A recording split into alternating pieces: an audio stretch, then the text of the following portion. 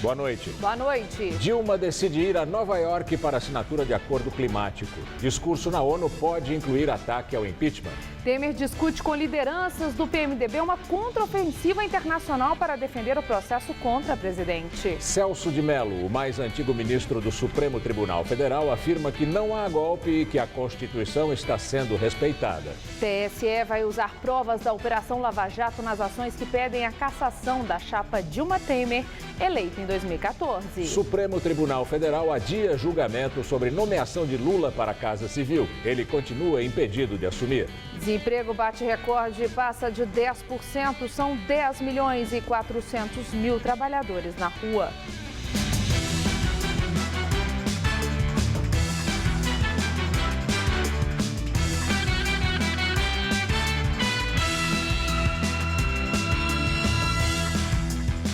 Pacientes da Zona Sul e Norte reclamam da falta de remédios nas unidades básicas de saúde, administradas pela Prefeitura.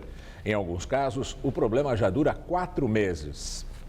Estômago, pressão alta, urina, fígado, coração.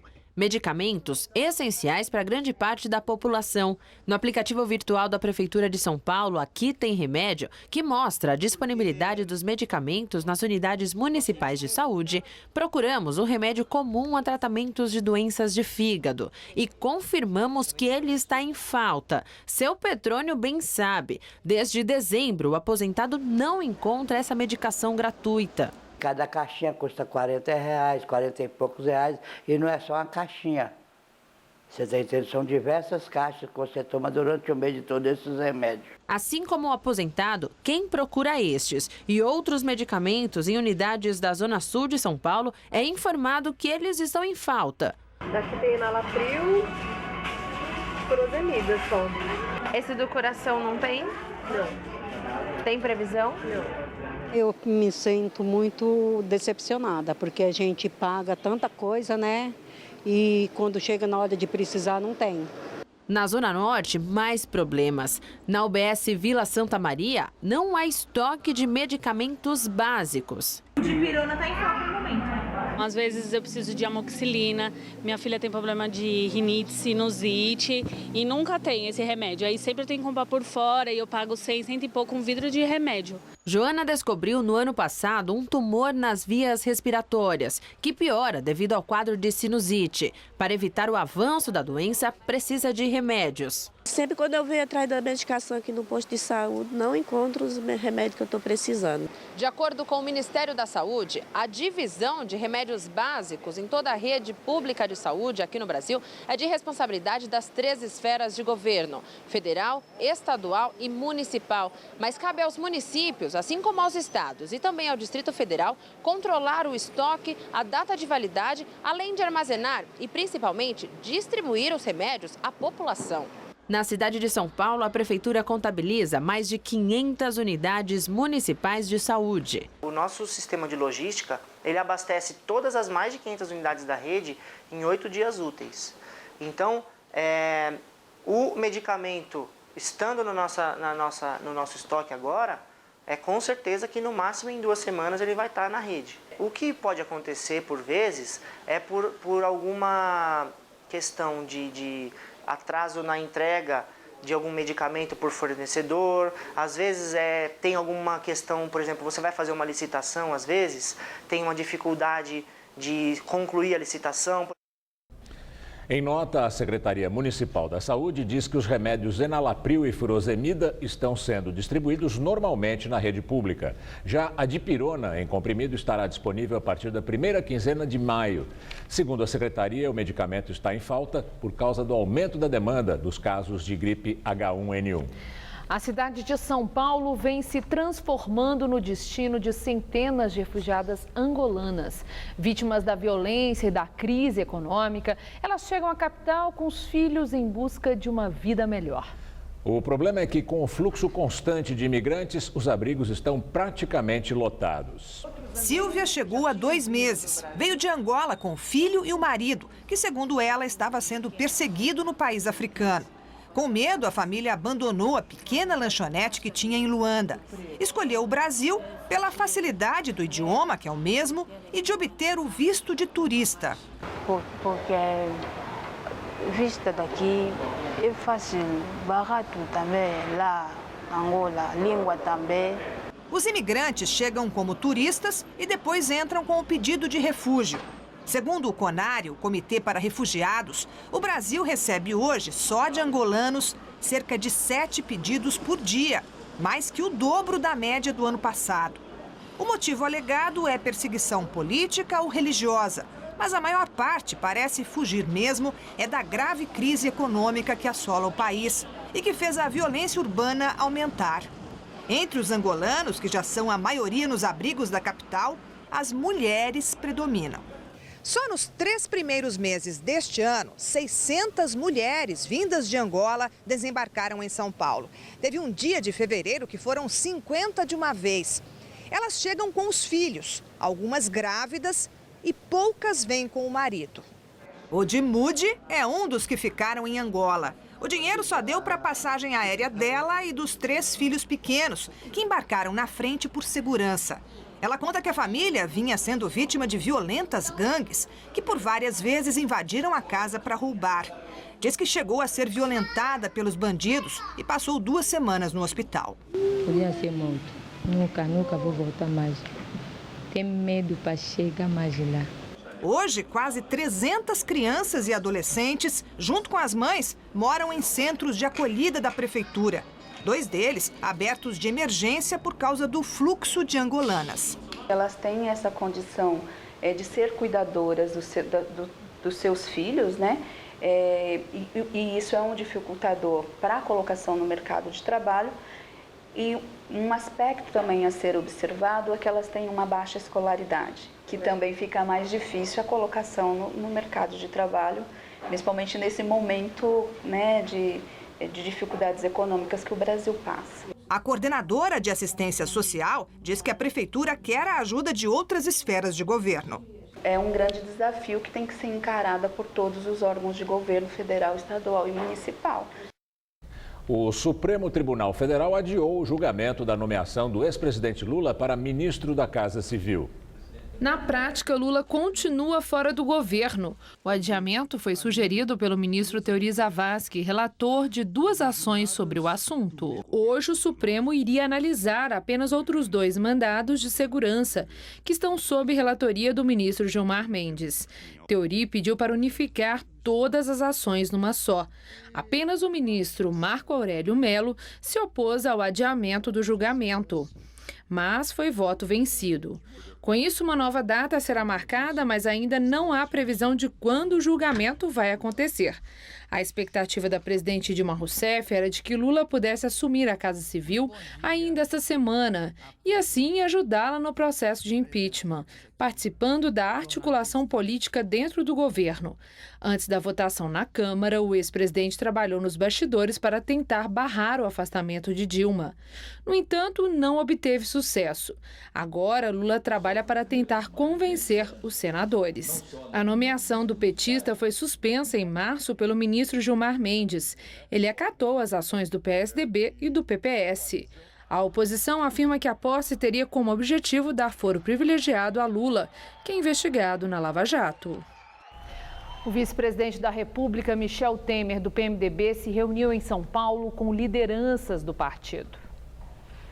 O vice-presidente Michel Temer passou a manhã no seu escritório na zona oeste de São Paulo, onde se reuniu com políticos do PMDB e também com amigos próximos, como o advogado e ex-deputado José Yunes. Nós somos amigos, eu fui parlamentar com ele, somos amigos e trocar ideia. Participaram do encontro ex-ministros de Dilma e Lula, como Gedel Vieira Lima, que ocupou o Ministério da Integração Nacional, e Eliseu Padilha e Moreira Franco, ex-ministros da Aviação Civil. Gedel disse que veio a São Paulo fazer uma visita ao ex-presidente para trocar ideias. Para o ex-ministro, a presidente Dilma Rousseff está se fazendo de vítima após a Câmara dos Deputados aprovar o prosseguimento do processo de impeachment. Sobretudo a presidente Dilma tem que parar com essa história de tentar se vitimizar e de denegrir a imagem do Brasil. O que a presidente Dilma tem é que respeitar a Constituição, parar com essa conversa fiada de que houve golpe. Ela perdeu a maioria no Congresso, teve 100 votos. Quem consegue 100 votos numa votação importante dessa, perdeu qualquer condição de governabilidade. No início da tarde, Temer deixou o escritório sem falar com jornalistas. A tarefa de explicar os motivos do encontro ficou por conta do senador Romero Jucá, que negou que haja uma articulação do partido para escolher nomes para uma futura equipe de governo. Para ele, a preocupação agora é com a imagem negativa que o Partido dos Trabalhadores estaria tentando passar para os setores internacionais sobre o processo de impeachment da presidente Dilma Rousseff. Nós estamos muito preocupados com o tipo de mensagem equivocada, né, e até maléfica que está sendo passado para setores internacionais que não têm o detalhe dos procedimentos constitucionais do Brasil e podem ser enganados com a tentativa da passagem de uma imagem de que há havendo algum tipo de golpe, quando, na verdade, o que está se fazendo é julgar crimes cometidos por um governo que está hoje desacreditado perante a sociedade e jogando o país num imenso buraco. O presidente nacional do PMDB também falou sobre a ideia de antecipar para este ano as eleições presidenciais, previstas para 2018. O PT devia estar preocupado em responder os crimes de responsabilidade que a presidente e o governo cometeu e que nós vamos discutir e aprofundar no Senado da República, que é o órgão julgador. Portanto, qualquer outra realidade, ela não funciona. A Constituição marca 2016 eleições municipais e 2018 eleições gerais, estaduais e federais. É isso que diz a Constituição e é isso que vai acontecer. O governo Dilma teve hoje 2 novas baixas. O ministro de Minas e Energia, Eduardo Braga, e Helder Barbalho, da Secretaria de Portos, os 2 do PMDB, pediram demissão. Os 2 continuavam no governo mesmo depois de o partido romper com o Palácio do Planalto. Helder é filho do senador Jader Barbalho, do Pará, e ocupava o cargo desde outubro do ano passado. Eduardo Braga é senador, mas não deve voltar ao Congresso agora, porque vai tirar licença médica. Assim, ele não deve participar da primeira votação do impeachment. Ex-governador do Amazonas, Braga foi eleito senador em 2010. A suplente é a mulher dele, Sandra Braga. 2 deputados do Amazonas ligados a Eduardo Braga votaram a favor do impeachment no domingo. No momento, dos 7 PMDBistas que ocupavam ministérios até o rompimento do partido com o governo, só 2 permanecem nos cargos: Marcelo Castro, na Saúde, e Cátia Abreu, na Agricultura. O presidente Dilma Rousseff viaja para os Estados Unidos amanhã para participar de um evento da ONU em Nova York. Dilma deve usar a tribuna para discursar. A presidente terá 5 minutos de discurso na cerimônia de assinatura de um acordo climático mundial, o Pacto de Paris, na sexta-feira. Ela deve criticar o processo de impeachment que enfrenta no Congresso.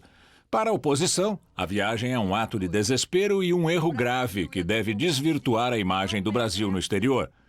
O vice-presidente Michel Temer vai assumir a presidência. Por isso, Dilma encurtou a viagem e deve voltar ao Brasil ainda na sexta-feira. E agora o comentário de Josias de Souza, direto de Brasília. Ele fala sobre a decisão da presidente Dilma de viajar e participar de evento na ONU. Alguma coisa subiu à cabeça de Dilma Rousseff. Ainda não se sabe muito bem o que é, mas se parece mais com desespero do que com bom senso. Sem nenhuma perspectiva de reverter no Senado o processo de impeachment, Dilma dedica-se nas últimas horas a repetir como um disco arranhado a cantilena de que está em curso no Brasil uma tentativa de golpe de Estado. E Dilma resolveu levar esse discurso para a tribuna da ONU. Dilma vai falar sobre golpe num encontro dedicado ao aquecimento global e às emissões de carbono. Hoje, ao saber das intenções da presidente, 2 ministros do Supremo Tribunal Federal, o decano Celso de Mello e Gilmar Mendes, repetiram que o processo contra Dilma corre na mais perfeita normalidade institucional. Dilma tem todo o direito de se considerar injustiçada e de guerrear pelo seu mandato. Mas vender o Brasil numa tribuna internacional como a ONU, como uma republiqueta de bananas, pode ser o último tiro que Dilma dará contra o próprio pé. Dilma voará para os Estados Unidos num avião da Força Aérea Brasileira. No embarque, oficiais militares baterão continência para a comandante em chefe das Forças Armadas. E Dilma deixará para trás uma prova de que vai fazer papel de ridícula se falar em golpe na tribuna da ONU. O vice-presidente Michel Temer, taxado por ela de conspirador e golpista, vai assumir interinamente a presidência da República. E Dilma terá de volta à cadeira de presidente assim que colocar os pés em solo brasileiro. São evidências de que o Brasil pode estar ensinando ao mundo uma modalidade nova de golpe de Estado, o golpe democrático. Boa noite. O ministro da Advocacia-Geral da União, José Eduardo Cardoso, e o ministro da Fazenda, Nelson Barbosa, se reuniram com um grupo de senadores de vários partidos e também com o presidente do Senado, Renan Calheiros, do PMDB.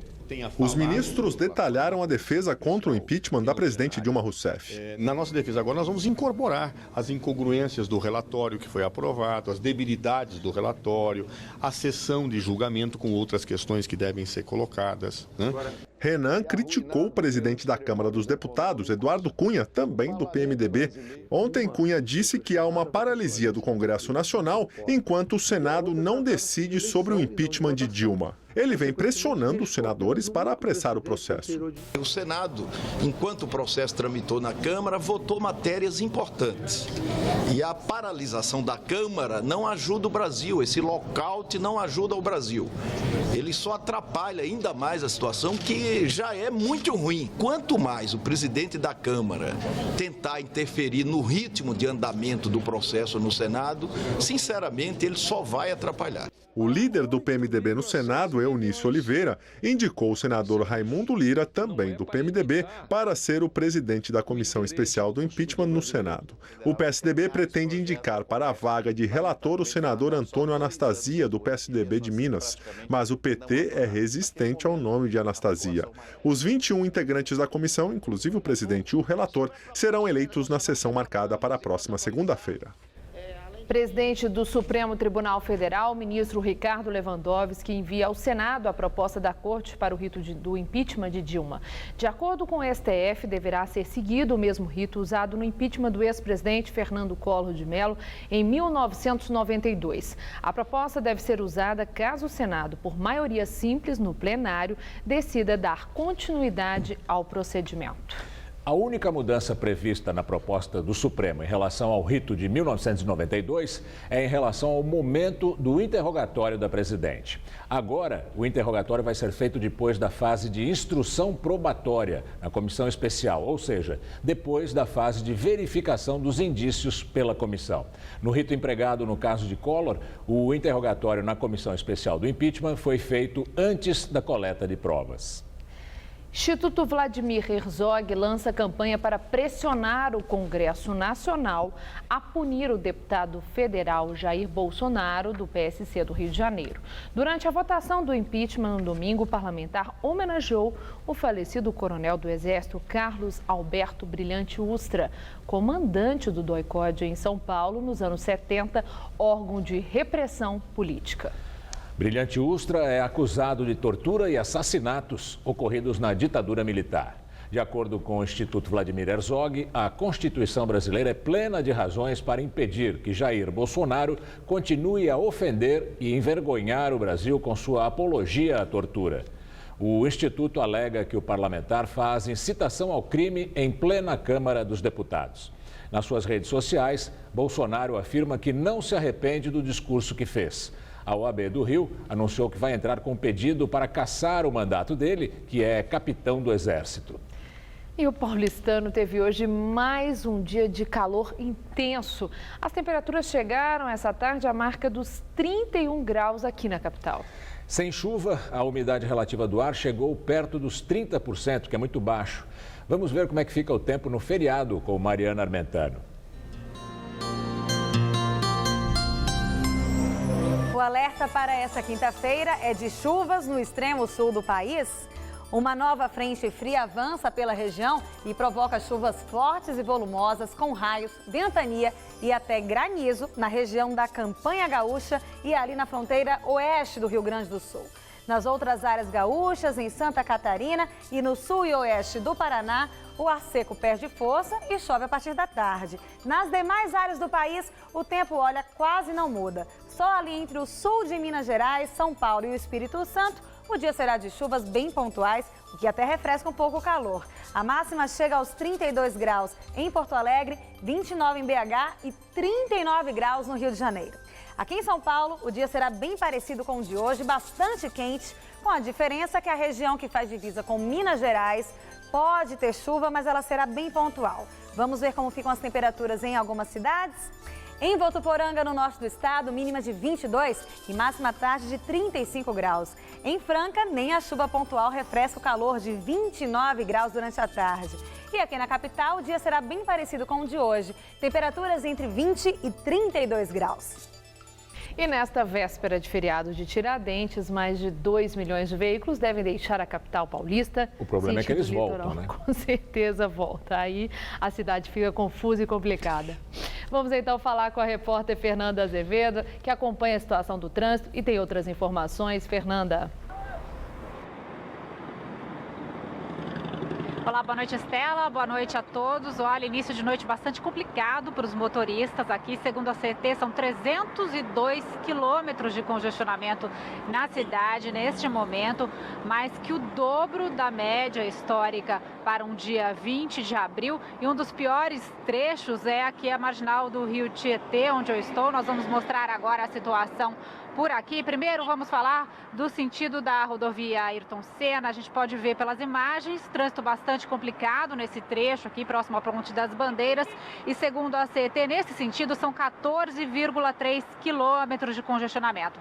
Agora vamos apontar para o outro lado, do sentido dos motoristas que vão em direção a Castelo Branco. Olha, esse trecho está melhor, né? O trânsito até está fluindo, mas segundo a CT, em todo esse lado da marginal são 14,5 quilômetros. E essa promessa de calor e sol no feriadão animou o motorista que vai viajar. Mais de 2 milhões de veículos, segundo a Artesp, vão deixar a capital no sentido interior e litoral. Nós vamos mostrar algumas imagens agora do trânsito. No quilômetro 12 da Imigrantes, a gente vê o trânsito intenso nesse momento. Agora vamos até a saída de São Paulo, no quilômetro 20 da Anchieta. O trânsito também está lento para o motorista. No sistema Anchieta Imigrantes, a promessa é de que 360 mil veículos circulem por lá. E aqui na capital, a CET avisa que reforçou o monitoramento nas saídas da cidade, com mais agentes e mais guinchos para ajudar a fluidez no trânsito, e também avisa que amanhã, quinta-feira, feriado, e também sexta-feira, na emenda, o rodízio municipal de veículos estará suspenso. Voltamos ao estúdio. Você pode se comunicar com o jornalismo da TV Gazeta por meio do Gazap. Adicione o número 991616121 ao seu celular e mande pelo WhatsApp denúncias, fotos e vídeos de até 1 minuto. O material pode se transformar em reportagem. Entre no nosso site para ver quais são as regras. Laudos da Polícia Federal revelam que a empreiteira Andrade Gutierrez fez doações de cerca de 292 milhões e 500 mil reais a campanhas eleitorais e a partidos políticos entre 2008 e 2014. Com a quebra do sigilo bancário, a Polícia Federal teve acesso à lista de beneficiários das doações feitas pela Andrade Gutierrez. O PT aparece como o partido que ganhou o maior valor, 91 milhões de reais. O PSDB ficou em segundo lugar. O partido recebeu 72 milhões. O PMDB é o terceiro colocado na lista, com 63 milhões. Grande parte das doações foi feita a 19 partidos, mas cerca de 2 milhões de reais aparecem destinados a partidos não especificados. Esses dados foram lançados oficialmente pela Andrade Gutierrez. Mas dos 292 milhões e 500 mil reais doados, 140 milhões circularam por uma conta da empreiteira chamada Overhead, que é considerada pela Polícia Federal parte do percurso para pagamentos de valores a empresas usadas para a lavagem de dinheiro do esquema de corrupção na Petrobras. Vamos agora ao comentário de política com Bob Fernandes. Quando presidente do Supremo Tribunal, Joaquim Barbosa foi duríssimo nas condenações do Mensalão. Muitos militantes do PT o têm como carrasco. Nesta terça, no Twitter, Joaquim Barbosa recomendou, aspas, excelente entrevista do jornalista Glenn Greenwald a Christiane Amanpour, da CNN. Em 2013, com documentos fornecidos por Edward Snowden, Glenn começou a detonar a espionagem global feita pelos Estados Unidos. Glenn ganhou o Pulitzer, maior prêmio do jornalismo norte-americano. Amanpour é célebre por cobrir conflitos em todo o mundo. Goste-se dele ou não, fato é que Glenn, hoje correspondente no Rio, tem sido entrevistado por mídias do mundo afora. Ele aponta a corrupção do PT, mas também diz, aspas, todos os partidos de centro e direita estão envolvidos com corrupção. Grupos ricos e poderosos odeiam Lula, Dilma e o PT e não conseguiram derrotá-los nas urnas. Fecha as aspas. E por isso, quem diz é Glenn, usam mídias poderosas que pertencem a famílias extremamente ricas. Fecha aspas. Os mais influentes jornais, revistas e telejornais do mundo têm noticiado e opinado sobre o Brasil. A votação do impeachment, tratada com perplexidade, deboche e desprezo. São apontadas igualmente corrupção no governo e corrupção na oposição.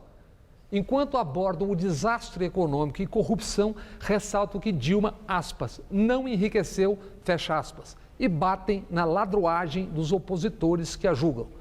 No New York Times já se disse, aspas, honesta, Dilma pode ser afastada por criminosos. Na Der Spiegel, revista alemã, a insurreição dos hipócritas. O Irish Times, irlandês, Brasil escala os palhaços para o impeachment. No inglês Guardian, Câmara manchada pela corrupção. Muitos mais disseram muito mais.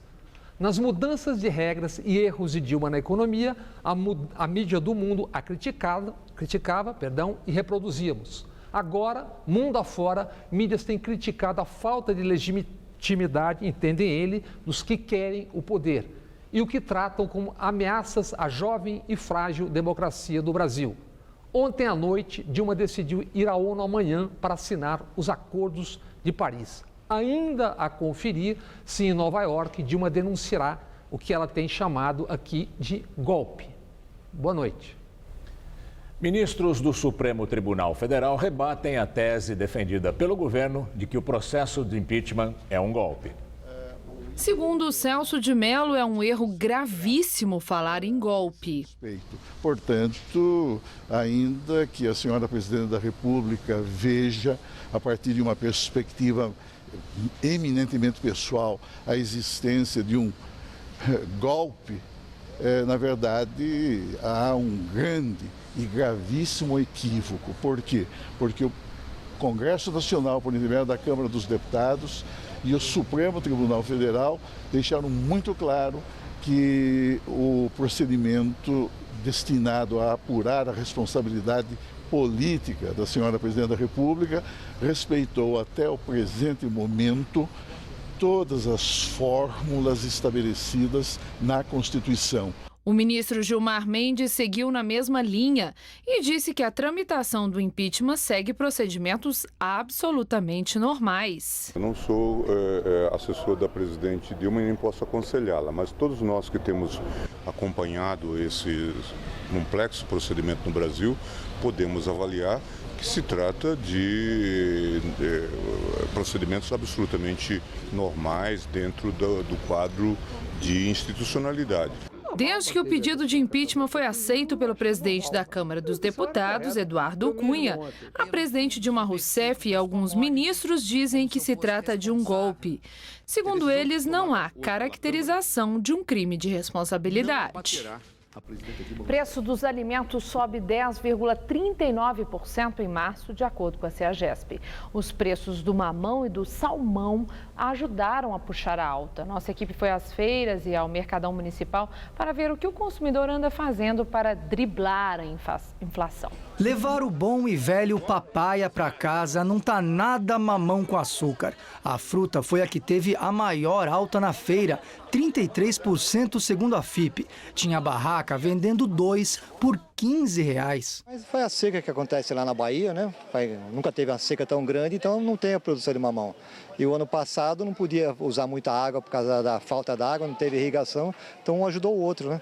Por outro lado, o maracujá está quase 11% mais barato. Mas se a ideia for apostar na salada, é bom investir no tomate, que está 11% mais em conta. Assim como a abóbora, que caiu quase 20%. Quem não abre mão da proteína à mesa também precisa pesquisar bastante. Segundo a CEAGESP, o preço médio dos pescados na Grande São Paulo está 7,5% mais alto. E o grande vilão é o salmão, que do começo do ano para cá subiu mais de 50%. A explicação está no Chile, principal exportador para o Brasil. Lá, a produção caiu, o que afetou diretamente o preço por aqui. No Mercadão, tinha a banca vendendo o quilo por R$ 75,00 o filé já limpo. Opções mais baratas são a sardinha ou o não tão famoso carapau, por R$ 16,00 o quilo. A dona Alexandra levou, agora é só caprichar na receita. Eu faço frito, faço no forno, de outro jeito esse fica bom. Desemprego fecha o trimestre encerrado em fevereiro em 10,2% e já é o maior desde 2012, segundo o IBGE.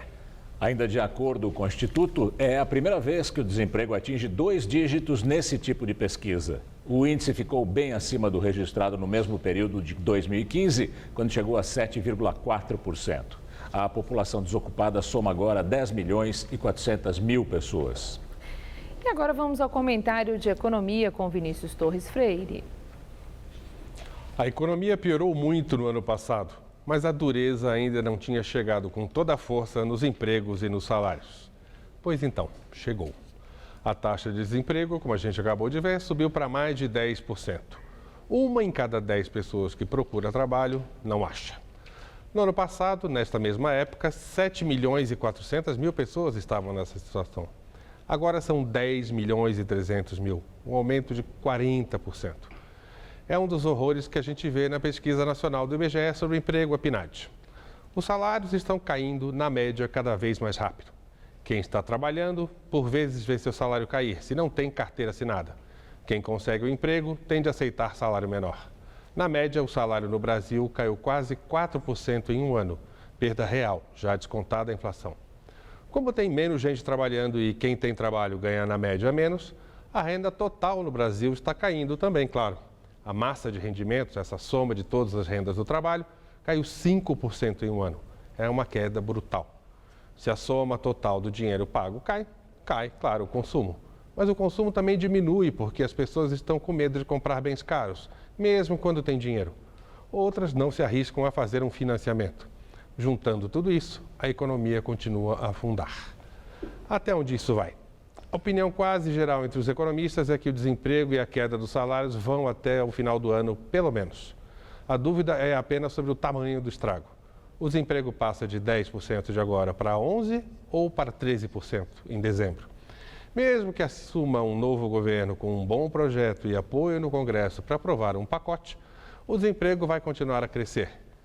Mesmo quando a crise geral da economia começa a passar, o desemprego é sempre um dos últimos indicadores a reagir. Por quê? Porque a economia ficou menor, produz menos. Isso é o que quer dizer recessão. Uma economia menor emprega menos gente.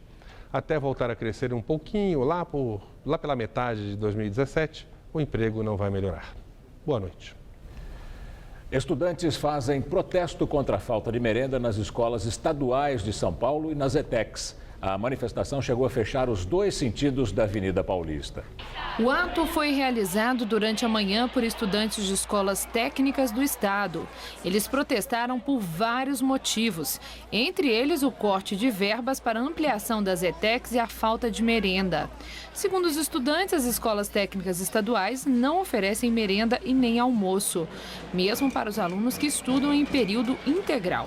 Eles também defenderam que é preciso aumentar os salários dos professores.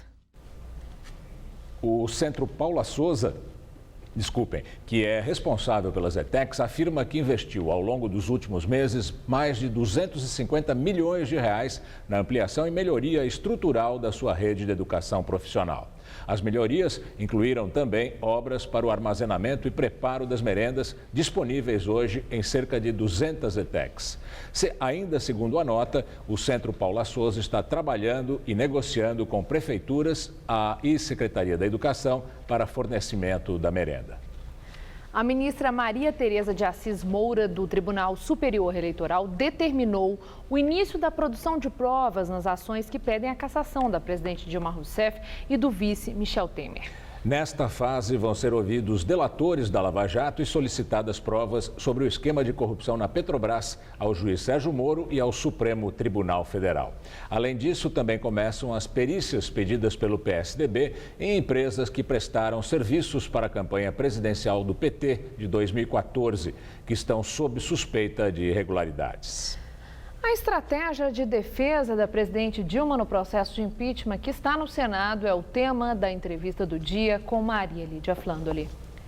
Entrevista um petista histórico, o deputado estadual no terceiro mandato, Carlos Neder, que já foi vereador de São Paulo por 4 legislaturas e também secretário municipal da Saúde na gestão Luísa Erundina. Obrigada, deputado, por estar conosco. Os tempos estão difíceis.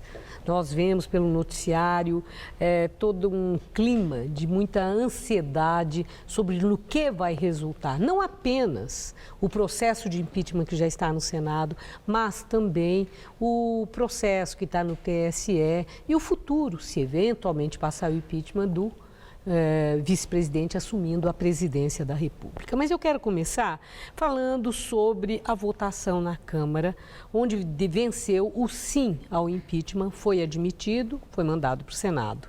Analistas políticos avaliam que nessa etapa da guerra do impeachment, os grandes perdedores foram o PT e o PSDB. Concorda com essa avaliação? Olha, eu acho que quem perdeu realmente foi a cultura democrática no país. Aquilo lá foi um show de horrores.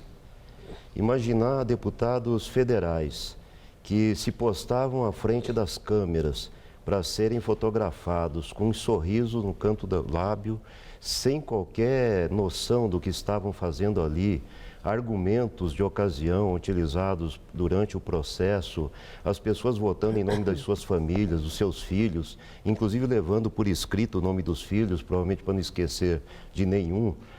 Nada que dissesse respeito ao interesse público e uma argumentação mais bem fundamentada. Por outro lado, o governo Dilma e inclusive o advogado-geral da União agiram no sentido de tentar fazer um debate de cunho técnico. Entretanto, aquilo lá é uma casa política e que ficou muito bem evidenciado. Eu não sei se não houve um erro de estratégia já há bastante tempo. Apostou-se na tentativa de mostrar que não houve crime de responsabilidade, houve toda uma argumentação técnica para tentar, num ambiente que não estava aberto a isso, mostrar que não havia nada que justificasse o afastamento da presidente da República. Entretanto, o debate que nós vimos lá, na verdade, não houve, exceto as falas das lideranças partidárias. No momento da votação, eu reafirmo, foi algo que joga contra o Estado democrático, a cultura democrática no país. E, nesse sentido, não só perdemos o PT e o PSDB, mas todos aqueles que acreditam que a vida pública pode ser exercida de uma outra maneira, com argumentos, com uma fundamentação, com uma qualidade que faça as pessoas acreditarem na democracia representativa. O senhor tinha expectativa que na hora da votação em plenário houvesse um debate técnico sobre o fundamento do pedido de impeachment, quando no rito, o que as pessoas tinham realmente de fazer era declarar o sim ou o não, considerando o número dos votantes e a tramitação do processo? Aquela era a hora para debate técnico? Não, houve tempo suficiente para essa discussão antecedendo ao momento do voto. Nós que somos parlamentares sabemos, e os jornalistas também, que em 1 minuto é possível você desenvolver até um raciocínio, desde que haja disponibilidade para tanto. Entretanto, as pessoas atribuíram a Deus, às suas igrejas, às suas famílias, aos seus amigos, a razão dos seus votos. E eu acho que a discussão mereceria ter sido mais aprofundada no período que antecedeu e no próprio momento da votação. Bom, agora uma outra questão ainda sobre a luta para a conquista de votos a favor e contra. Nós acompanhamos toda uma articulação política, tanto por parte da presidente Dilma e dos seus aliados, o próprio presidente Lula, tentando conquistar votos desses parlamentares a quem o senhor faz essas duras críticas agora. E do outro lado a mesma coisa, os aliados de Michel Temer, a oposição também numa luta ferrenha para a conquista de votos para o sim, pelo impeachment. Lula não conseguiu reverter a defecção de vários partidos, de parlamentares, e a votação deu no que deu. A figura do presidente Lula, um grande articulador político e de muita força, de muito poder de persuasão, ele não teve sucesso nessa empreitada. Isso é indício de que Lula não tem mais a força política que já teve no passado? Eu penso diferente. As pesquisas têm mostrado, inclusive as mais recentes, que ele evoluiu de 36% a 40% dos pesquisados em âmbito nacional que o tem como o melhor presidente que o país já teve. Ocorre que é um problema que se sobrepõe à capacidade dele como líder, que é um problema que afeta todos os partidos, que é a lógica da governabilidade. Como é que se constituem maiorias nos parlamentos brasileiros, a relação de subserviência que se estabelece entre o poder legislativo e o poder executivo, e esse tipo de prática que prepondera mesmo em governos de esquerda, infelizmente será a tônica do novo governo caso Michel Temer venha assumir. Veja que na questão anterior você chamou o aspecto do problema do TSE. O julgamento que corre no TSE tem horas que ele é mais valorizado e menos valorizado. Quando se pretendia questionar a chapa Dilma e Temer, ali queriam uma agilidade maior e um julgamento, inclusive, que ambas as campanhas teriam sido contaminadas por dinheiro ilícito. Agora que há a pretensão de que ele assuma como vice-presidente, já querem separar o julgamento das contas da Dilma. Temer quer, né? Porque é conveniente para ele, a defesa dele, ele mas quer. É isso que nós não podemos aceitar. Mas isso não quer dizer que o tribunal queira ou que mesmo haja uma subscrição na população para que isso aconteça. Bom, não temos esses eu acho indicadores. Que a população está estupefata. Por quê? Porque nós temos uma ferida que está aberta. Todos os partidos, a meu ver, agiram de modo irresponsável, porque levamos a esse tensionamento a um plano tal que hoje ele não se coloca só no ambiente da democracia representativa, com os partidos, os votos, os eleitos, a representação no parlamento ou no executivo. Hoje nós temos a democracia direta, as manifestações legítimas a favor e contra nas ruas e o risco de que esse tensionamento e o ódio que se observa possa descambar em conflitos que fujam do controle de todos os partidos. Então, eu acho que discutir como se deu o processo eleitoral, enfrentar o problema do financiamento privado e empresarial dos partidos e das campanhas que atinge a todo mundo, a reforma política que foi feita de modo totalmente insuficiente para as aspirações que a população tem, e não discutir uma outra maneira de colocar a política como algo fundamental na vida das pessoas, e me parece que os jovens compreendem muito esta nova dimensão, é acreditar que os partidos sem democracia, sem controle por parte da sociedade e que vão se esclerosando, possam cumprir essa tarefa sem que haja uma mudança que todo mundo espera. Eu tenho uma última questão. A presidente Dilma deve viajar amanhã para Nova York, um evento da ONU importante do qual ela vai participar. E já foi anunciado que a presidente, na tribuna da ONU, vai denunciar que ela está sendo vítima de um golpe parlamentar, uma medida de exceção que tem, inclusive, a subscrição do Supremo Tribunal Federal. Hoje mesmo, o ministro Celso de Mello declarou que a presidente está cometendo um gravíssimo equívoco ao insistir nessa tese de golpe, que o processo de impeachment é um golpe, porque, segundo Celso de Mello, todo esse processo, ele segue os preceitos constitucionais estritamente, não há qualquer irregularidade e, inclusive, teve a participação do Supremo na sistematização de qual devesse ser o rito e etc. E amplo direito de defesa está sendo garantido, tanto que o advogado-geral da União tem feito sustentações orais na Câmara e no Supremo, defendendo a presidente da República. A minha pergunta é, no seu entender, a presidente faz bem ao Brasil levando essa denúncia para uma tribuna da ONU? É bom para o nosso país? É bom para o povo brasileiro? todos nós estamos acompanhando a imprensa internacional que vem fazendo comentários, inclusive bem fundamentados, sobre a estranheza que causa a maneira como esse processo está sendo conduzido no Brasil.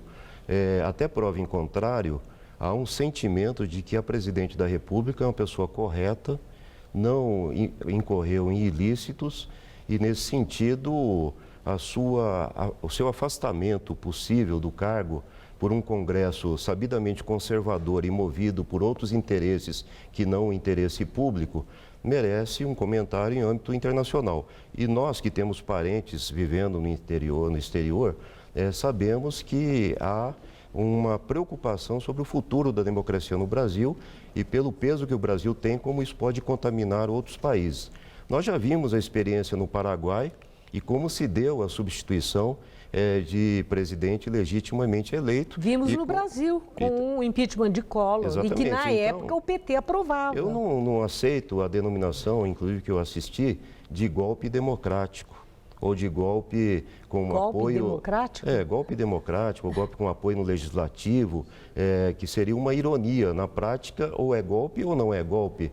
Nós vivemos numa situação que é preciso reforçar o Estado laico no país, e nós observamos uma Câmara dos Deputados que inicia as suas sessões sob a proteção de Deus, uma enorme quantidade de deputados que se manifestou justificando o seu voto pela sua identidade ideológica ou com determinadas correntes religiosas, e nós sempre defendemos a liberdade de imprensa. Okay. Se nós defendemos a liberdade de imprensa, por que a presidente não pode ter o direito de dizer, inclusive no exterior, aquilo que querem que ela diga, que é, afinal de contas, o que está acontecendo no seu país, o que nós estamos observando daqui corresponde ou não à realidade, ou nós vamos caçar dela o direito de se manifestar. Eu nem questionei a questão da liberdade de expressão da presidente Dilma, em momento nenhum. A pergunta foi, essa o senhor não respondeu, é bom para o Brasil que a presidente da República vá a uma tribuna da ONU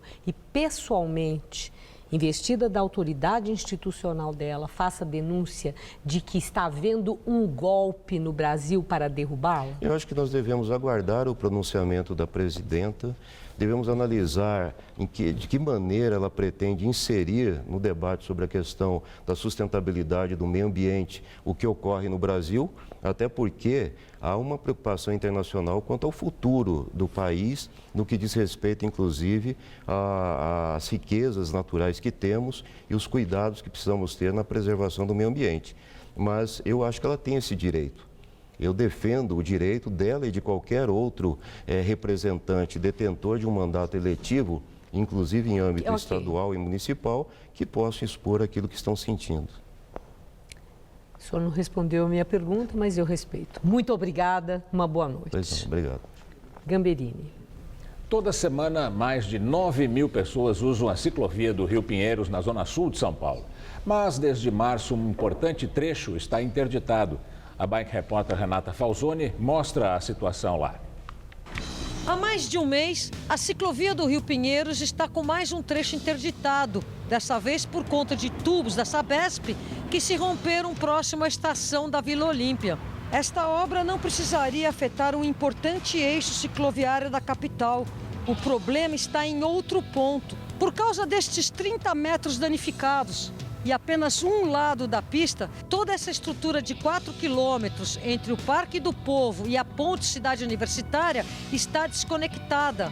A obra da Sabesp está fora desse trecho. Não precisa estar fechado, o que precisa é estar bem sinalizado. E o ciclista ter consciência de respeitar a sinalização. Porque o lado direito aqui, a gente consegue ver, dá para passar tranquilamente. Quer dizer, eu já passei em trecho pior da ciclovia e que não aconteceu nada. Tem um pouquinho de risco, mas eu acho que dava para usar, não precisava ficar um mês completamente fechado. Interdições parciais não são uma novidade na vida dessa ciclovia.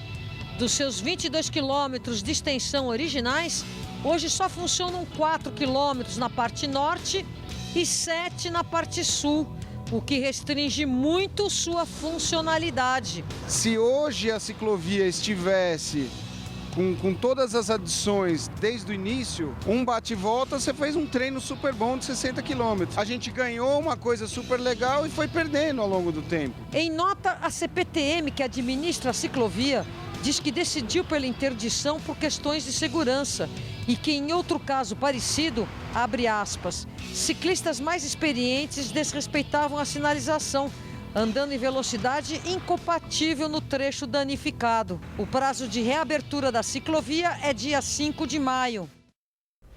E você vai ver a seguir imagens impressionantes do espaço. NASA divulga vídeo da aurora boreal vista da Estação Espacial Internacional.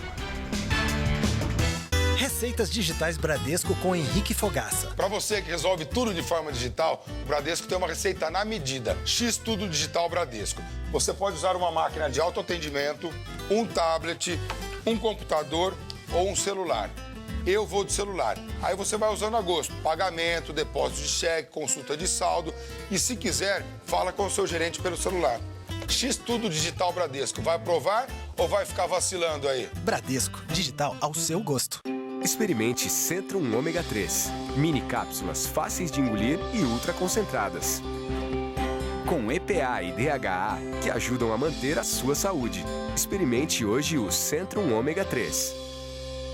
Atenção, as lojas Veste Casa estão fazendo o maior bota fora da história. Produtos avaliados, últimas peças de exposição. Colcha Pontes Queen por apenas R$ 39,99. É isso mesmo, R$ 39,99. Porta travesseiro por apenas R$ 6,99. Só amanhã na Veste Casa.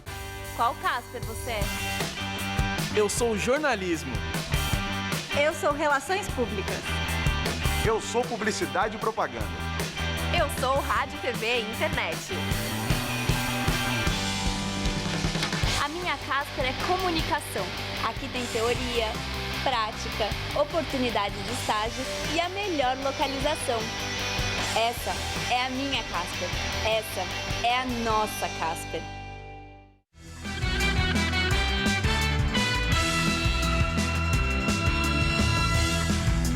E agora as notícias do esporte com o Celso Cardoso e Rodolfo Gambenini.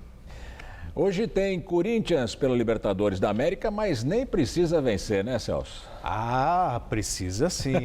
Já está classificado, é verdade. Mas vencer o Cobressal logo mais, 9h45 da noite em Itaquera, pode colocar o Corinthians com a terceira, talvez, melhor campanha, a quarta, e a possibilidade de decidir em casa até pelo menos a fase semifinal, se conseguir essa vitória por 4, 6 gols de diferença. Mesmo assim, o Tite não vai escalar o time titular hoje. E essa ideia, ela não é do técnico só, ela é do seu presidente, do seu comando de futebol, porque no Corinthians as coisas funcionam dessa forma, não é a vontade do técnico que prevalece, no sentido de ter uma equipe que inicia que não é a mesma que deve iniciar no sábado. Precisa ou não precisa? Então, vamos explicar para não ficar Vamos confuso. por partes. O Corinthians já está classificado, então teoricamente não precisaria vencer. Só que quando você consegue uma classificação melhor, você garante o direito de decidir em casa nas próximas fases e teoricamente pega um adversário menos qualificado. Então, se terminar em terceiro, por exemplo, vai pegar o 14º. Claro. Que a 14ª melhor campanha. A vantagem de se classificar bem. E aí o Corinthians, se vencer hoje, chega a 13 pontos. Aí você tem o Atlético Mineiro com a terceira melhor campanha, os mesmos 13 e 8 gols de saldo. E o Toluca em 4 com os mesmos 13 e 4 gols de saldo. Então, se o Corinthians vencer, por exemplo, o Corinthians tem 3 gols de saldo, vencer por 2-0, vai ter a quarta melhor campanha. Se vencer por 6-0, ultrapassa o Atlético Mineiro e aí fica com a terceira melhor campanha. Mas existe a possibilidade de vencer por 6-0? Ah, sempre é possível. Com o time reserva já venceu o São Paulo por 6. O Cobressal vem com o time reserva. Então tá bom. Bom, o Grêmio venceu o Toluca e confirmou a boa campanha na fase de grupos da Libertadores. Mas apesar da vitória, o time gaúcho se classificou em segundo lugar no grupo. Veio o gol da vitória sobre o time mexicano. O segundo lugar do Grêmio no grupo 6 já estava garantido, mas a equipe gaúcha fez a parte dela na arena e venceu o Toluca por 1-0. Luan fez o lançamento e Ramiro marcou o único gol do jogo. O tricolor chegou aos 11 pontos e está entre os melhores segundos colocados da competição. Acho que a gente amadureceu bem,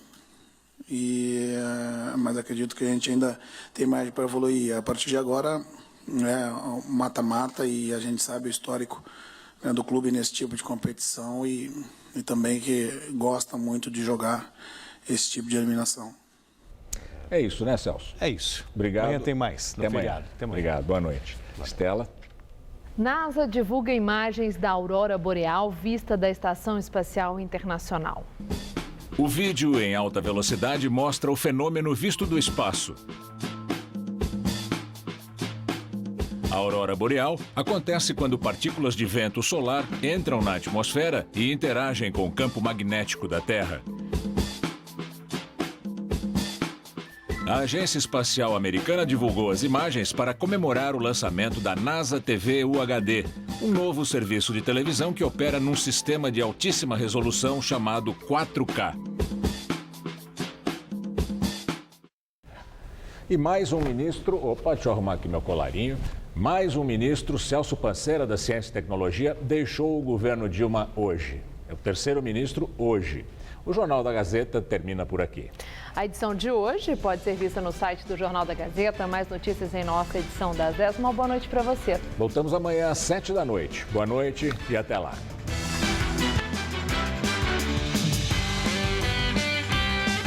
Não perca o Sobremesa para 2. Logo mais, 10h30 da noite.